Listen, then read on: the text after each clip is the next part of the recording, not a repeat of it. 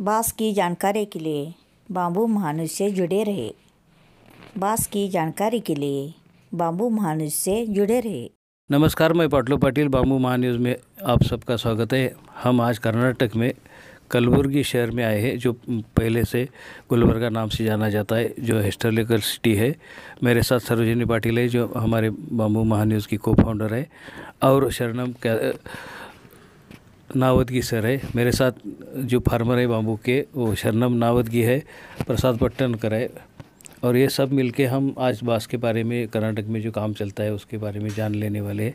राजेंद्र कटार जी का जो इन्वायरमेंट काम है वही बड़ा है, जो प्रमोट करने के लिए, बांबू पर प्रमोट करने के लिए जो कुछ काम करते हैं महाराष्ट्र में लोग या कर्नाटक में, उनसे मिलना हमारा काम रहता है। दर्शकों को भी हम बता देते हैं। कर्नाटक में हमारे जो स्नेही है राजेंद्र कटारिया जी, उनसे हम आज बात करेंगे। नमस्ते सर, आपको मिलकर एक खुशी इसके लिए हो गई कि जो हम बांस में जानकारी लेते हैं, जैसा हम देश में जाते हैं या महाराष्ट्र में बहुत जगह जाके, लेकिन आपका काम तो बहुत बरसों से मैं जान रहा हूँ, तो मिलकर कुछ बात करें, बांस के बारे में जानकारी ले।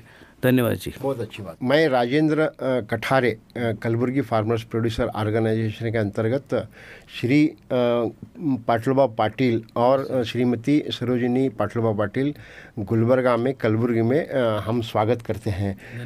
धन्यवाद।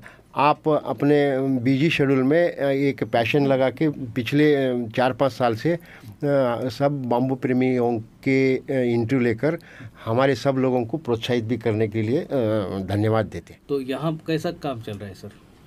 विशेष आपकी जो संस्था है, फार्मर प्रोड्यूसर कंपनी है, ये सब कैसा काम चल रहा है? ये कलबुर्गी फार्मर्स प्रोड्यूसर कंपनी 2021 को हम प्रस्तापित किया है। वो मेन प्रस्तापित करने का मूल उद्देश्य है हमारे रीजन में बांबू लगाने वालों को प्रोत्साहित करना है। आने वाले 1-2 साल में 2000 एकड़ बांबू हमारे रीजन में ऐसा लगाने का हमारा उद्देश्य है। उसमें से परसों लास्ट ईयर से, कोरोना के इफेक्टेड ईयर से भी हम 240 से 270 एकड़ ऐसा बांबू प्लांटेशन किए हुए हैं। इसके बाद आने वाले 1 साल के अंदर 2000 एकड़ का बांबू प्लांटेशन 3 डिस्ट्रिक्ट में करना है, बीदर, गुलबर्गा और यादगीर। और हमारे एफपीओ के अंतर्गत सदस्य होने के लिए हम आह्वानित भी कर रहे हैं। उसके लिए हम अभी 150 सदस्य हो गए हैं। अब आने वाले दिनों में वो भी पूरा काम करने का ऐसा मूल उद्देश्य है। क्या क्या काम चलता है? यानी फार्मर को आप बांस लगाने के लिए कहते हैं? बांस लगाने से आगे फ्यूचर में क्या क्या उसके एडवांटेजेस है और उसका सरकार के तरफ क्या क्या उसका मुबादला मिलने वाला है, इसके बारे में अवेयरनेस करते हैं। सरकार की तरफ से पब्लिक अवेयरनेस, किसानों का awareness up to the mark नहीं है। वो नहीं रहने की वजह से हम एफपीओ के माध्यम से हम अपने किसानों को प्रोत्साहित करते हैं। यानी कि सब इकट्ठा आके करने से ज़्यादा काम हो जाएगा और ताकत भी बढ़ जाएगी। हाँ, बरोबर है ना। वो मूल उद्देश्य क्या है, हम हमारा यूनियन बना लेके हमारे रीजन में 2000 एकड़ एक ही जगह है, 100 किलोमीटर के अंदर 2000 एकड़ का बांबू का प्लांटेशन है। ये मूल उद्देश्य रख के बाहर के प्लेयर्स, बांबू के ऐसा काम करने वाले, एंड प्रोडक्ट में काम करने वाले लोग हमारे रीजन में अट्रैक्ट होने के लिए हम 2000 एकड़ का प्रस्ताव रखे हैं। 2000 के बाद, अभी होने के बाद उससे ज़्यादा करने का भी मूल उद्देश्य है।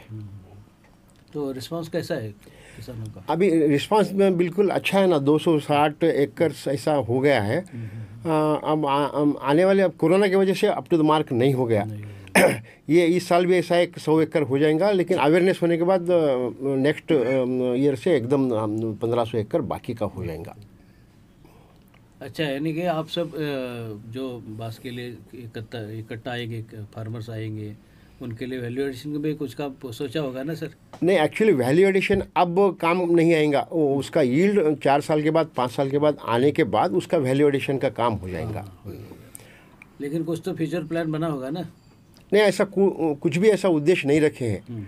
सिर्फ बांबू प्लांटेशन करना और 4 साल का पीरियड, जो मॉरेटोरियम पीरियड रहता है, ग्रोथ पीरियड रहता है, उसमें प्लानिंग करके काम करना बोल के ऐसा उद्देश्य रखे हैं। यानी पहला यील्ड तो आना चाहिए, ऐसा सोच। हाँ, ऐसा सोच के यील्ड तो आना चाहिए। नहीं आना कौन तो सा प्रोग्राम आगे का करके क्या बिल्कुल करेंगे? कौन सा प्रजाति का ऐसा बाँस लगाना है, हम उनको ऐसा अवेयरनेस करते हैं। हाँ, सही। और जो दिल में आया, दिमाग में आया, वो प्रजाति लगाने के लिए नहीं बोलते, उसके लिए हमारा मेन काम रहता है। अब वो मास बायोमास के लिए कौन सा लगाना, ऑर्नामेंटल बाम्बू कौन सा लगाना, फर्नीचर बाम्बू कौन सा लगाना, और हमारे क्लाइमेट जोन में कौन सा बाम्बू आता है, उसके बारे में अवेयरनेस करना हमारा काम है।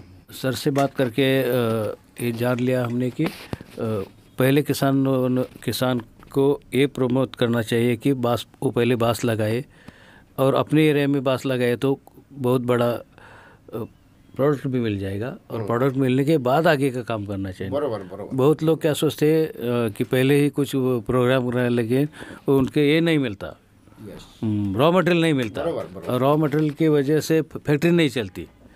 आने वाले तो पीढ़ी हाँ, नहीं आ जाएंगे। नहीं जाए, और जो लागत लगाने वाले हैं, जो कोई इंडस्ट्री वाले हैं, तो वो इधर भी नहीं हो जाएंगे, आकर्षित भी नहीं हो जाएंगे।